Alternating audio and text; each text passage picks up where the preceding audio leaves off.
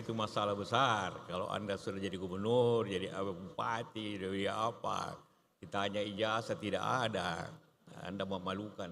Perusahaan saya bukakan, hanya mencari 20 insinyur baru untuk proyek-proyek yang memang terbatas. Yang melamar 23.000 insinyur yang melamar. Artinya begitu banyak insinyur yang belum mendapat kerja. Belum begitu banyak insinyur, harapan kita semua yang telah menghadapi pendidikan tapi sulit mendapat kerja akibat situasi yang sulit ini di dunia ini. Bukan hanya terjadi di sini, terjadi di Amerika, terjadi di Eropa, terjadi di Asia lainnya. Itu yang kita hadapi. Karena itulah maka Anda semua harus siap menghadapi situasi yang tidak menguntungkan ini. Karena apabila kita tidak menghadapi ini, maka kita tidak akan melewati situasi yang baik. Anda semua sudah didukung oleh keluarga, oleh orang tua untuk datang ke Unhas dan sekolah-sekolah sebelumnya.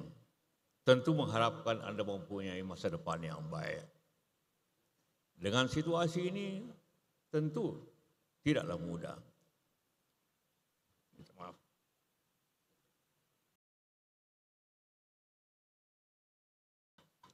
Sebagai alumni yang baru, ada dua kemungkinan Anda mencari kerja dan membuat pekerjaan.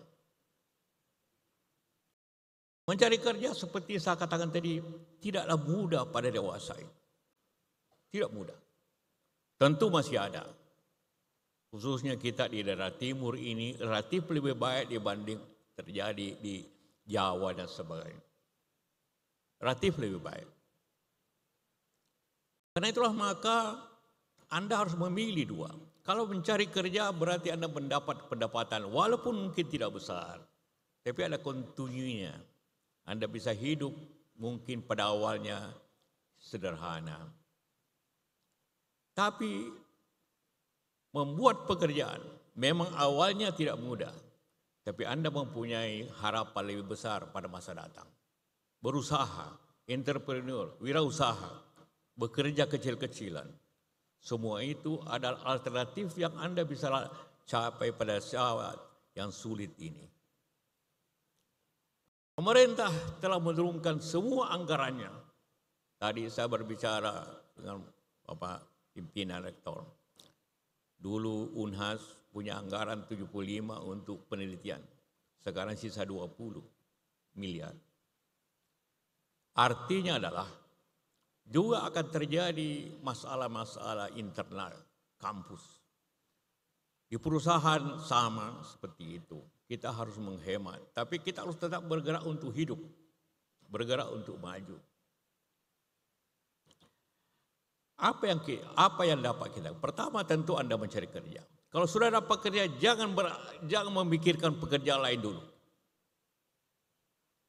Kalau Anda sudah mendapat kerja, mungkin tahun ini, tahun depan, 2 tahun lagi. Sekarang rata-rata alumni tamatan universitas menunggu 2 tahun untuk mendapat pekerjaan tetap. Rata-rata di Indonesia ini. Karena begitu banyaknya universitas, begitu banyak menghasilkan sarjana. Sehingga tidak sebanding dengan ketersediaan lapangan kerja. Tapi tentu juga terbuka hal tersebut. Jadi kalau Anda sudah mendapat pekerjaan, tekuni pekerjaan itu. Jangan berpikir dulu lagi yang lainnya. Karena ini sulit keadaannya. Pilihan yang kedua seperti saya katakan tadi, Anda membuat pekerjaan. Anda yang berusaha, Anda berwirausaha, Anda bekerja, tentu mulai yang kecil. Tidak mungkin ada seorang berusaha langsung besar. Ayah saya, Haji Kala, waktu mudanya, dia bekerja jualan di pasar. Alhamdulillah sudah puluhan tahun kita mempunyai usaha yang cukup besar. Tapi dimulai yang kecil, pedagang pasar. Banyak orang seperti itu. Seperti Hairul Tanjung, Mega, Trans TV. Dia dokter gigi, tapi dia berusaha punya bank. Dulu awalnya dia jualan fotokopian dekat kampus. Mulai dari situ. Dia mulai dari perjualan telur dan sebagainya. Jadi juga berusaha itu sangat tidak tergantung kepada Anda punya lulusan. Banyak orang dokter dia pengusaha, banyak insinyur dia pengusaha, banyak kalau berusaha. Tidak sesuai janjinya. Sudah tergantung inisiatif. Haji Isam yang terkenal, orang Bone yang di Kalimantan. Dia mulai dari pesopir truk. Dia tamatan SMP. Jadi tidak, sekolah itu formalitas. Tapi yang resmi adalah skill. Kemampuan bekerja. Dan kemauan yang kuat untuk bekerja. Bukan gelar.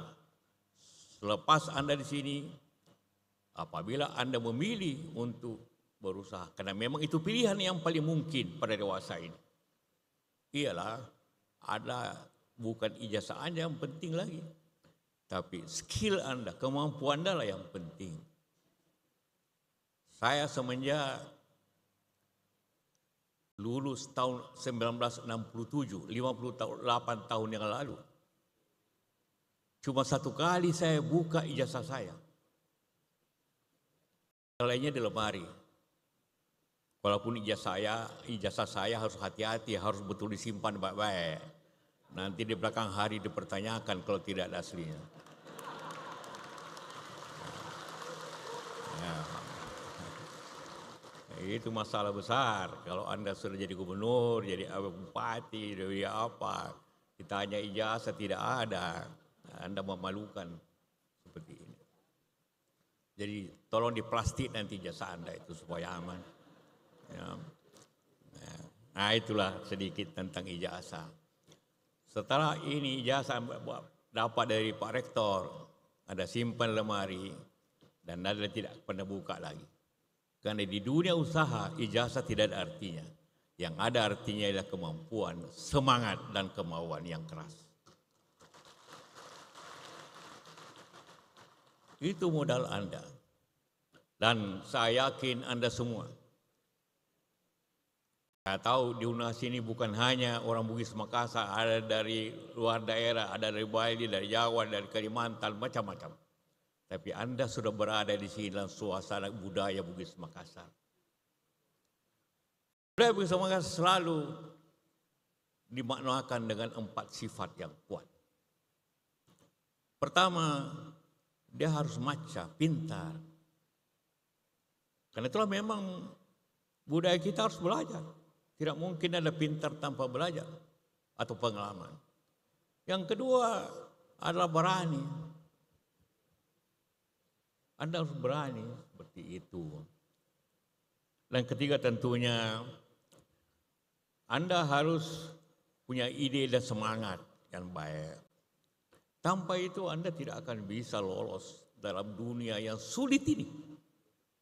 Saya katakan sulit, karena saya pun mengalami kesulitan dalam beberapa hal. Pada dewasa ini dari segi ekonomi, walaupun kita mempunyai cara untuk mengatasi itu.